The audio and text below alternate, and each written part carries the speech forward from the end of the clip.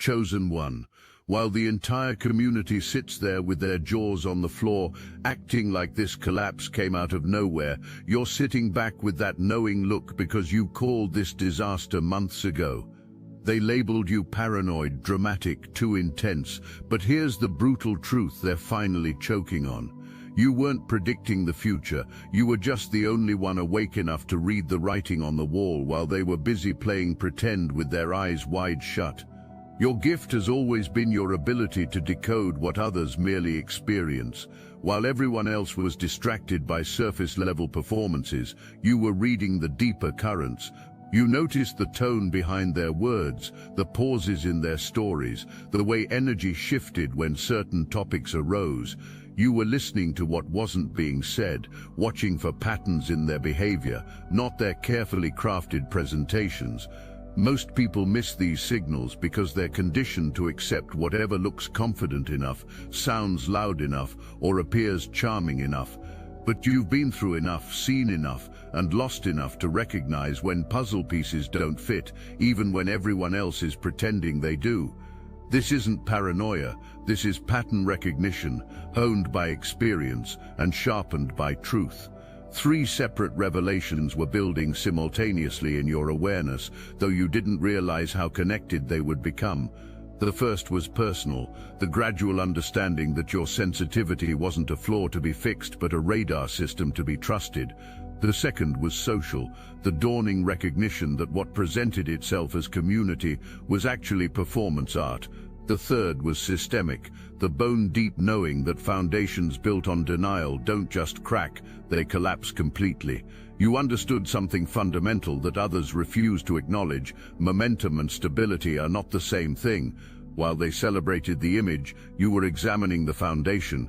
While they applauded the marketing, you were questioning the motives. While they got drunk on the noise, you stayed sober enough to hear the creaking underneath. The moment you started speaking your truth, you became the problem. Not because you were wrong, but because you were right at exactly the wrong time for their comfort. Your clarity arrived before their readiness, and when people aren't prepared for the truth, they don't just reject it, they attack the messenger who brought it. The ridicule came in waves, sometimes behind your back, sometimes directly to your face. The eye rolls, the sarcastic comments, the subtle digs wrapped in jokes that weren't really jokes at all. You spoke from a place of genuine concern, and they responded as if you were reaching, exaggerating, making something out of nothing. But deep down, in places they didn't want to acknowledge, they felt it too. They just weren't brave enough to confront it, so they made you the target instead.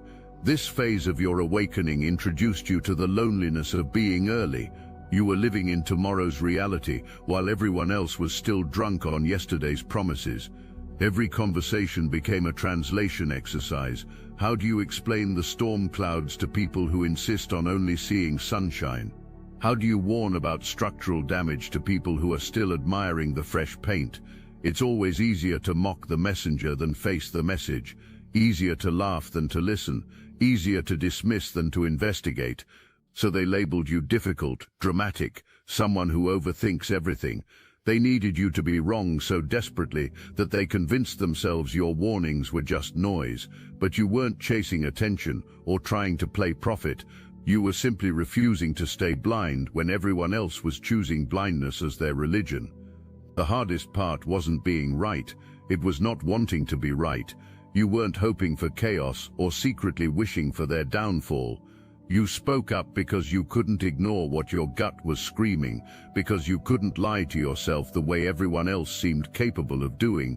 While others clung to the story they wanted to believe, you chose the harder path of accepting what was actually happening.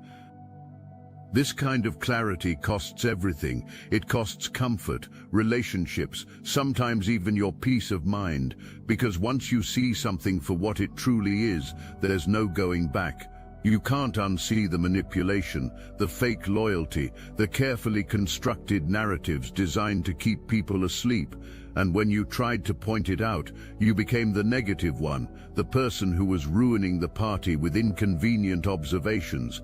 During this period, something crucial was developing beneath the surface of your conscious awareness. Your internal compass was calibrating itself to detect the difference between authentic connection and performative bonding.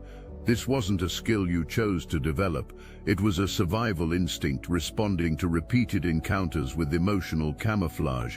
But you weren't trying to tear anything down. You were trying to prevent a collapse that you could see coming with devastating clarity. You were the lighthouse trying to guide ships away from the rocks, but they mistook your warning light for an attack on their navigation. They called you a fire when you were trying to prevent one. As the months passed, you felt something others couldn't detect yet, the slow rot setting in before the obvious decay began. The energy changed first. What used to feel alive and authentic started feeling forced and performative. The excitement that once seemed genuine became hollow. The smiles got tighter, the praise felt rehearsed. The room wasn't thriving anymore, it was on life support, and nobody wanted to admit the patient was dying. You were already grieving what it used to be, while everyone else was still posting highlights and pretending everything was beautiful. You had watched the passion fade, the authenticity drain away, the realness disappear into carefully managed presentations. When the inevitable collapse finally came, you didn't flinch because you'd already processed the emotional weight of the ending long before anyone else was ready to acknowledge there was a problem. This is when your second transformation began. You stopped talking because you realized your truth wasn't safe in their hands. Every time you tried to speak with honesty, it got twisted, repackaged, and weaponized against you. They weren't listening to understand, they were listening to find ammunition. So you chose strategic silence, not from fear, but from wisdom. You understood that protecting your truth sometimes means keeping it close, rather than offering it up to people who only want to tear it apart. Your silence became louder than any argument could have been. It was the moment you stopped asking to be understood and started preparing for the storm you knew was approaching. People noticed when you went quiet. They thought you had given up, that you'd run out of things to say. What they didn't realize was that your silence was a form of power, a way of taking back control in a situation where words had become weapons used against their speaker. Meanwhile, another revelation was crystallizing. You began to understand that your role wasn't to convince anyone of anything. It was to remain steady while the world around you learned the hard way. This wasn't about being right, it was about being prepared. Every person who dismissed your warnings was writing themselves out of the story you were building for the future, but even in your silence, you were building something. While they performed their unity and celebrated their illusions, you were connecting with others who had also seen behind the mask. You found your tribe, not the ones who agreed with you about everything, but the ones who valued truth over comfort, clarity over consensus. These weren't the watchers who cheered from the sidelines when it was safe.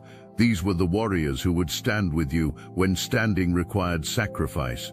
You learned to distinguish between those who wanted change and those who just wanted a show. The watchers loved a good rebellion until it required their name on it, until it made things messy, until it demanded they risk something real. But the warriors stepped forward when things got hard. They didn't flinch when the stakes rose. They understood that builders don't need spectators, they need other builders. During this period of your awakening, you witnessed something that cut deeper than the ridicule or the silence. You watched loyalty transform into leverage. What had once been genuine support and shared purpose slowly became a calculated strategy. People weren't standing by each other because they believed in something greater. They were maintaining alliances because it was beneficial, safe, profitable. When the tides shifted, so did their commitments, not out of growth or genuine realization, but out of pure convenience. They called it evolution, but you recognized it as opportunism. You could feel the change in their energy, the way they started speaking in half-truths and maintaining just enough distance to jump ship when things got uncomfortable. You couldn't call this out without being painted as bitter or paranoid, so you watched in silence as people revealed their true motivations, not in how they supported others when things were good, but in how quickly they disappeared when standing with someone became inconvenient. You realized that some people were never truly loyal to anything, they were just loyal to their own comfort, and when that comfort was threatened, so was their integrity. This understanding converged with your growing awareness of something even more disturbing. The community you thought you belonged to was revealing itself as something else entirely. What you had initially perceived as authentic connection was actually elaborate theater, complete with scripts, costumes, and carefully choreographed responses. The deeper you looked into this performance, the more layers you discovered. There were unspoken hierarchies disguised as equality, competition, masquerading as collaboration, and manipulation, dressed up as mentorship. People weren't connecting soul to soul, they were networking profile to profile. Every gathering felt like a convention where everyone was selling something, even if that something was just an image of themselves. You began to notice how conversations followed predictable patterns, how certain phrases were repeated like mantras to maintain the illusion of unity. The language itself had become weaponized. Words like growth and authentic and community had been stripped of meaning and turned into brand slogans. When someone spoke of transformation, they were usually talking about their social media presence. When they mentioned healing, they meant marketing their pain. But perhaps most disturbing was how disagreement had been pathologized. Anyone who questioned the narrative wasn't just wrong, they were toxic, negative, not aligned with the vision. Dissent wasn't debated, it was diagnosed. Critical thinking wasn't welcomed, it was labeled as resistance to growth. You watched as intelligent people slowly trained themselves out of their own discernment, afraid that thinking too deeply might get them excommunicated from the only community they'd ever found. This led to perhaps your most devastating realization. What you thought was a community was actually a costume party. At first it had looked like unity, like a collective of people moving with genuine purpose, supporting each other, building something meaningful together. But the longer you stayed, the more the seams began to show.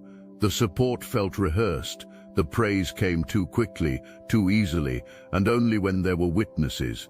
What was being sold as an authentic community was really performance, and everyone had a role to play.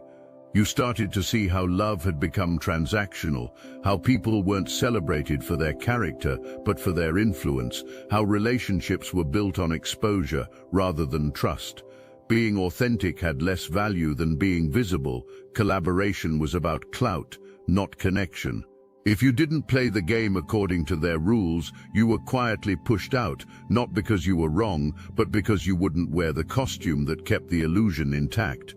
The community wasn't a community at all. It was a marketplace dressed up as a family, complete with price tags on loyalty and strings attached to every bit of praise. The moment you stopped serving the illusion, you became invisible, not because you lost your value, but because you stopped fitting their script. What made this discovery particularly painful was the realization of how much energy you'd invested in something that was never real. You had genuinely cared about these people, genuinely believed in the mission, genuinely thought you were part of something transformative. But your authenticity had been feeding a machine designed to consume sincerity and produce content. The betrayal wasn't just that they had been performing, it was that your realness had been used as raw material for their artificial construction. Your vulnerability had become their credibility, your insights had been repackaged as their wisdom, your growth had been commodified as their success story. You weren't a member of their community, you were a resource they were mining. This understanding brought with it a profound loneliness that went beyond simple social isolation. You weren't just alone, you were alone in a world where most people had forgotten what genuine connection even felt like. They had traded authenticity for acceptance, depth for visibility, truth for comfort, and once you could see the trade they'd made, you couldn't unsee it. Look, you already know the game is rigged. and if you're paying attention, you know the walls are closing in. So let's talk about what we're doing about it. When you live by the day at the market's command, where profit and property rule the land, to be heard, to be held, to be dealt a fair hand, these are the things that a people demand, and we hear you. The Obsidian Inner Order has paywalls, yes. Those who stand with us, who fuel this mission, they give us ammunition to fight the Archons, to push back against the machine, to go deeper, to uncover more. And as our thank you, paid members get access to a 1-hour live, personalized weekly group tarot reading guidance, insight and clarity for the road ahead. But kicking a man for being down on the floor, that's something we cannot ignore. That's why starting today, you can steal the Astral Atom exclusive daily newsletter for free. No paywall, no catch. Just join the Patreon free tier, link in the description. This is the start of our conversation with you, and it's bi-directional. You can reply to any email we send you. We'll read it, we'll hear you, and we'll do our best to get an answer to you from the universe itself. If you can support, we need you. If you can't, take what's free. The Obsidian Inner Order is open. Now let's get back to work. Around this same time, another pattern was becoming impossible to ignore. The people who had positioned themselves as leaders weren't leading anything, they were feeding off everything. Their decisions weren't about guiding others towards something better, they were about maintaining their position at the center of attention. Every speech, every vision, every call to action was less about service and more about ego preservation. You noticed how they surrounded themselves with people who wouldn't challenge them, how disagreement wasn't met with dialogue but with exile, how questioning their methods was treated as betrayal rather than care. What looked like leadership was actually performance art, and what looked like wisdom was actually recycled sound bites designed to maintain applause. These so-called leaders had mastered the art of saying everything while meaning nothing. They spoke in inspirational abstractions that sounded profound but contained no actionable substance. They promised transformation while ensuring that nothing fundamental ever changed, because real change would threaten their position at the top of a system built on keeping others dependent on their guidance. You began to see how they manufactured crises to maintain relevance, how they created problems they could then solve publicly, how they positioned themselves as both the cause of and solution to the drama that kept everyone emotionally invested. They were trauma bonding with their followers, creating artificial intimacy through shared outrage and manufactured urgency. The most insidious part was how they weaponized people's genuine desire for growth against them. They took the most vulnerable seekers, the ones truly committed to becoming better human beings, and turned their spiritual hunger into spiritual materialism. They sold enlightenment like a product, healing like a service, and wisdom like a subscription model. But perhaps what disturbed you most was watching how they gradually isolated people from their own inner knowing. Through a combination of love bombing and subtle gaslighting, they trained their followers to doubt their own perceptions and defer to the leader's interpretation of reality. They created dependency disguised as empowerment, control masquerading as liberation. You outgrew their narrative without apologizing for it. They had assigned you a character that worked for their comfort, someone who stayed small, agreeable, predictable. Your role served their story. But growth doesn't ask permission, and yours threatened the entire dynamic they had built around keeping you in that box.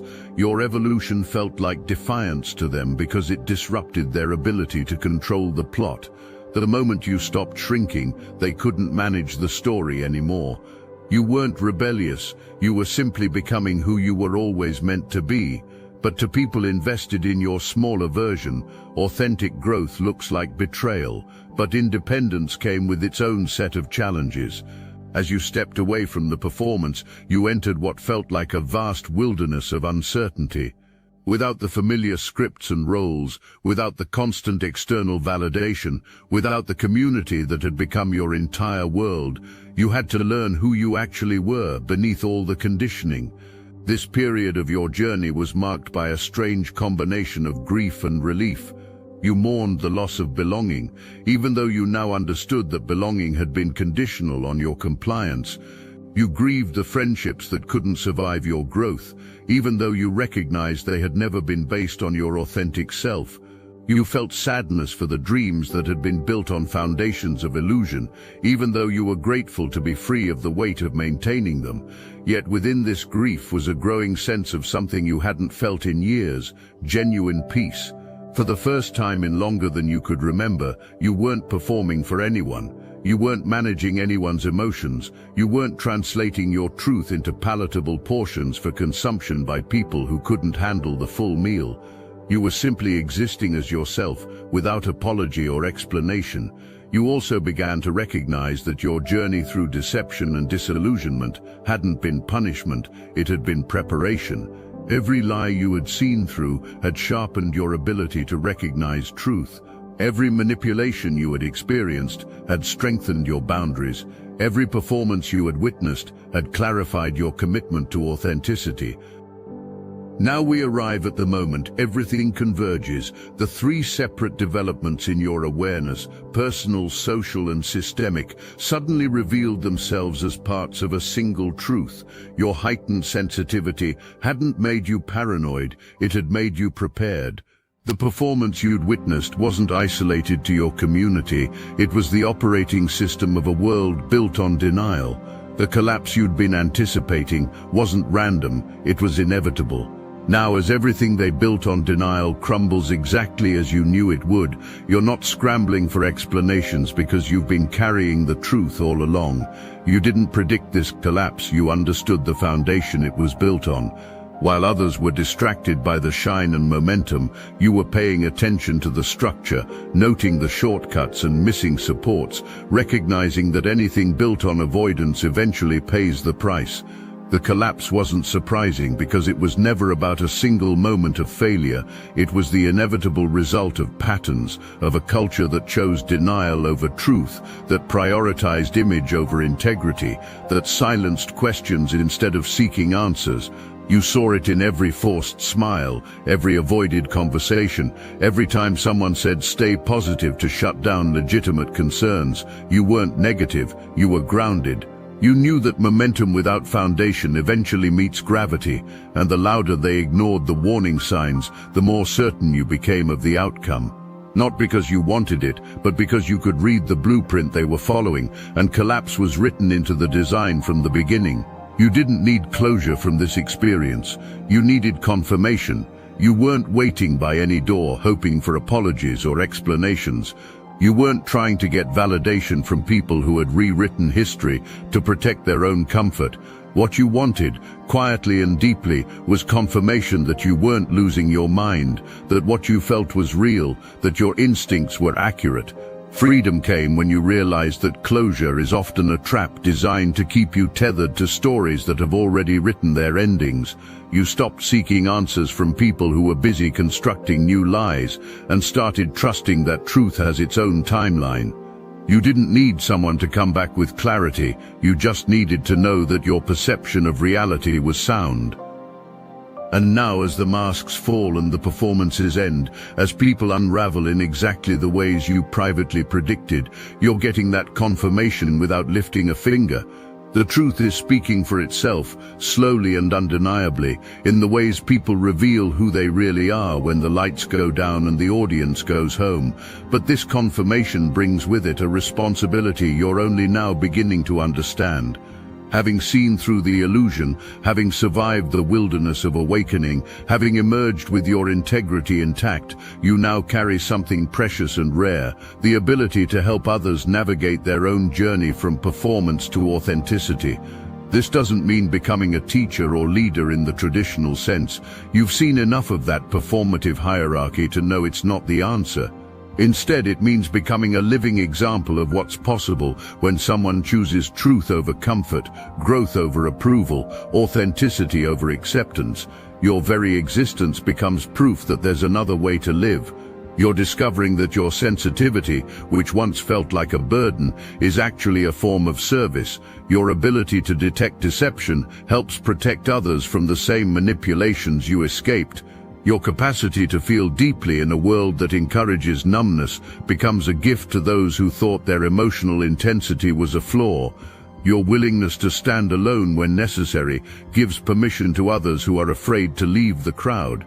The personal sensitivity you once questioned has proven itself as wisdom. The social dynamics you observed have revealed themselves as universal patterns. The systemic problems you identified have manifested exactly as you understood they would. Every piece of your awakening has found its place in the larger picture.